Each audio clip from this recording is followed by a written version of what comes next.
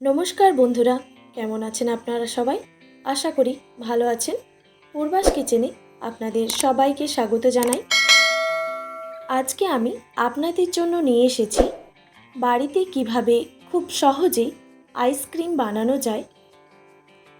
কোনো রকম food colour ছাড়াই আপনারা এই রকম সহজেই বাড়িতে আইসক্রিম বানিয়ে নিতে পারবেন। আর এটা ছোট থেকে বড় সবাই খুবই পছন্দ করবে। তো চলুন বন্ধুরা, আর দেরি না করে এবার আইসক্রিমটা কিভাবে বানানো যায় সেটাই দেখা যাক। আইসক্রিম বানানোর জন্য আমি একটা তরমুজ নিয়েছি। তরমুজটা ভালো করে আমি ধুয়ে নিয়েছি, তারপর এইভাবে বটিতে কেটে নিচ্ছি। আপনারা চাইলে কিন্তু ছুরি দিয়েও কেটে নিতে পারেন।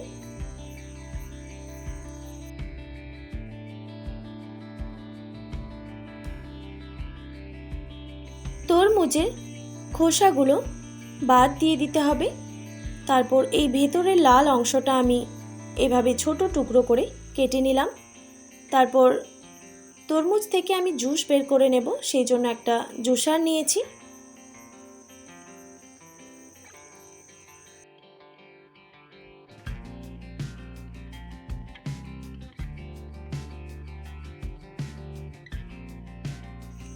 আপনারা চাইলে কিন্তু মিক্সার গ্রাইন্ডারেও জুস করে নিতে পারেন।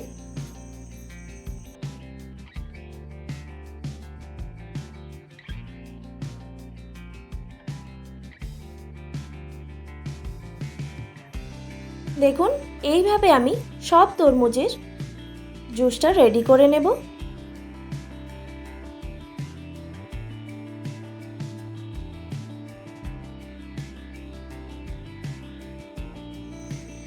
এরপর একটা মিক্সিং বোল নিয়েছি। এবার মিক্সিং বোলের মধ্যে আমি জুসটা ছেঁকে নিচ্ছি একটা ছাঁকনিতে করে।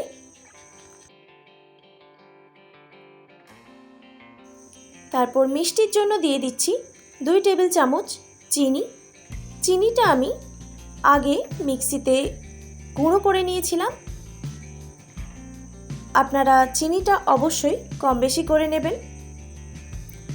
এবার চিনিটা ভালো করে জুসের সঙ্গে মিশিয়ে নিতে হবে।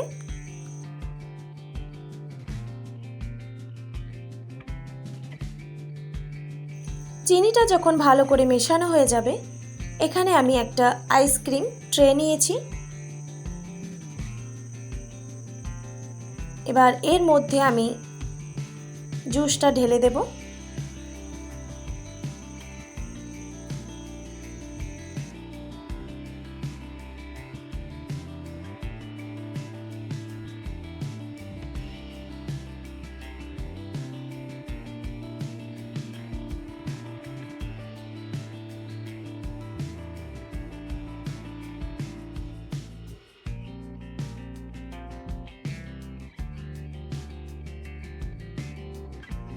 এবার এটা ফ্রিজে রেখে দেব প্রায় 8 ঘন্টার মতো।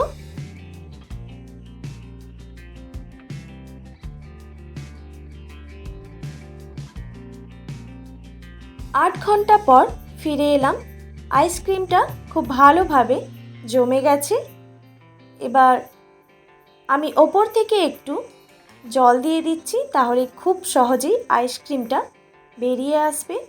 আপনারা চাইলে কিন্তু কিছুক্ষণ বাইরে রেখেও আইসক্রিমটা বের করে নিতে পারেন।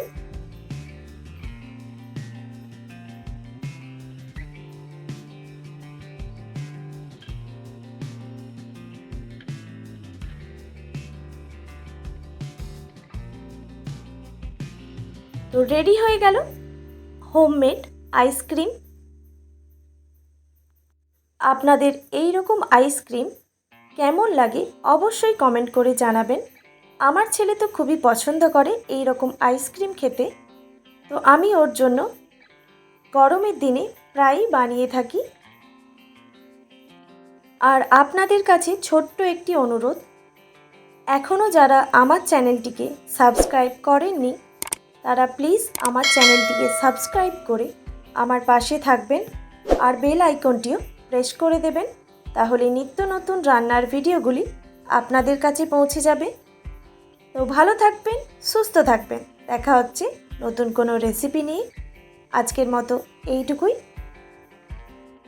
আর এতক্ষণ আমার সঙ্গে থাকার জন্য আপনাদের সবাইকে অনেক ধন্যবাদ।